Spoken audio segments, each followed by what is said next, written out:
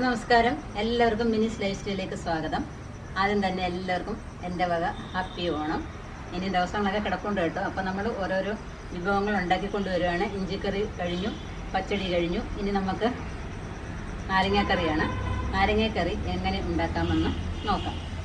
അപ്പം ഓണസദ്യക്ക് അച്ചാറൊക്കെ അത്യാവശ്യമായ ഒരു ഘടകമാണ്. അച്ചാർ, ഇഞ്ചി, പച്ചടി അതെല്ലാം. അപ്പം കുറേ കറികൾ വേണമല്ലോ ഓണത്തിന്. ഒരു 10-16 കറിയെങ്കിലും വേണം, എല്ലാം കൂടെ ചേർത്ത്. അപ്പോൾ അത്രയൊന്നും എന്നെ കൊണ്ട് ഉണ്ടാക്കാനൊന്നും സമയമില്ല കേട്ടോ. സമയമില്ലാത്തതുകൊണ്ട് കേട്ടോ, ഉണ്ടാക്കാനൊക്കെ അറിയാം. അപ്പോൾ നമുക്ക് ഉണ്ടാക്കുന്ന കറികളൊക്കെ നിങ്ങളെ ഒന്ന് കാണിക്കാം. അപ്പം ബിഗിനേഴ്സൊക്കെ ഉണ്ടല്ലോ, അവർക്കൊക്കെ ഓണം ഒരുക്കുന്നതിനെ കുറിച്ചൊന്നും വലിയ ഞാനൊന്നും കാണത്തില്ല. ചിലപ്പോൾ നമ്മളേങ്കായി അറിവ് ചിലപ്പോൾ അവർക്കായിരിക്കും, പറയാൻ പറ്റത്തില്ല കേട്ടോ. അപ്പോൾ നാരങ്ങാക്കറി എങ്ങനെയാണ് ഉണ്ടാക്കുന്നതെന്ന് നമുക്ക് നോക്കാം. അപ്പോൾ നമുക്ക് കിച്ചണിലോട്ട് പോകാം.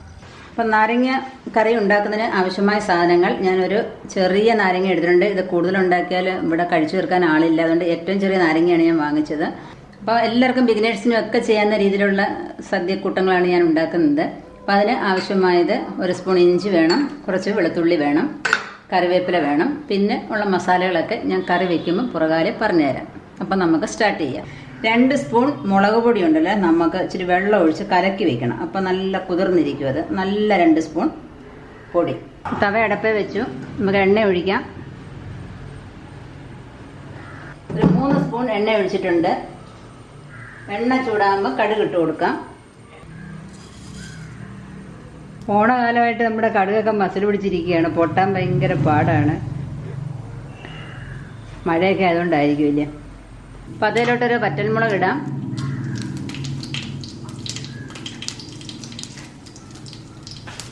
ഒരു തണ്ട് കറിവേപ്പിലയും ഇട്ട് കൊടുക്കാം.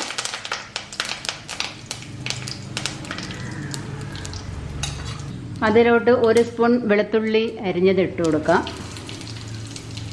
1 സ്പൂൺ ഇഞ്ചി അരിഞ്ഞതും കൂടെ ഇട്ട് കൊടുക്കാം. ഇതെല്ലാം നല്ലതുപോലെ ഇളക്കി കൊടുക്കാം.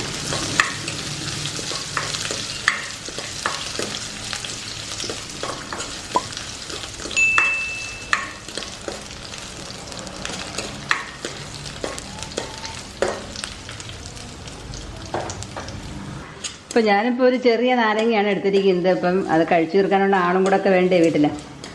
അപ്പം ഞങ്ങൾ 3 ആളേ ഉള്ളൂ ഇവിടെ. അപ്പം അച്ഛന് ലീവ് കിട്ടാത്തതുകൊണ്ട് അച്ഛൻ വരുന്നില്ല.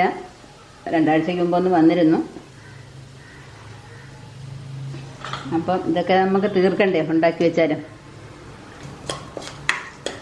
ഇപ്പം ഏകദേശം ഒന്ന് വാടിയിട്ടുണ്ട്. അതിലോട്ട് നമ്മുടെ മുളക് ഒഴിക്കാം.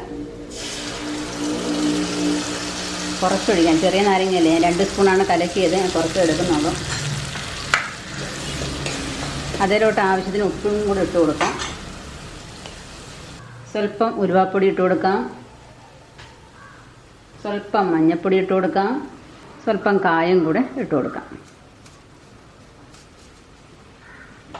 പിന്നെ അതിലോട്ട് നമ്മുടെ നാരങ്ങയെ തട്ടിയിടാം. അതിലോട്ട് നാരങ്ങ ഇട്ട് കൊടുക്കാം.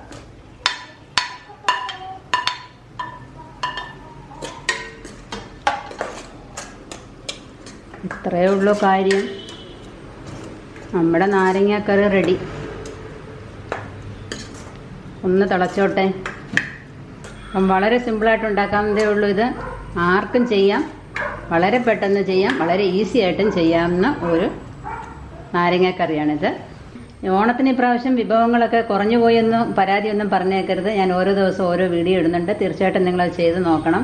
വളരെ സിമ്പിളായിട്ട് ചെയ്യാവുന്ന കറികളാണ്, എങ്കിൽ നല്ല ടേസ്റ്റും ആയിരിക്കും. അപ്പം നിങ്ങൾക്ക് ഈ നാരങ്ങാക്കറി ഇഷ്ടപ്പെട്ടു എന്ന് വിചാരിക്കുന്നു. ഇഷ്ടപ്പെട്ടു എന്നുണ്ടെങ്കിൽ ലൈക്ക് ചെയ്യാനും ഷെയർ ചെയ്യാനും മറക്കരുത്. സബ്സ്ക്രൈബ് ചെയ്യാൻ ഒട്ടും മറക്കരുത്. സബ്സ്ക്രൈബ് ചെയ്യുമ്പോൾ ഒരു ബെല്ലൈക്കൺ വരും. അതിലൂടെ ഒന്ന് ക്ലിക്ക് ചെയ്താൽ ഞാനിടുന്ന വീഡിയോസിൻ്റെ ഒക്കെ നോട്ടിഫിക്കേഷൻ യഥാസമയം നിങ്ങൾക്ക് വരുന്നതായിരിക്കും. നാളെ അടുത്ത കറിയുമായി ഞാൻ വീണ്ടും വരുന്നതായിരിക്കും. നന്ദി, നമസ്കാരം.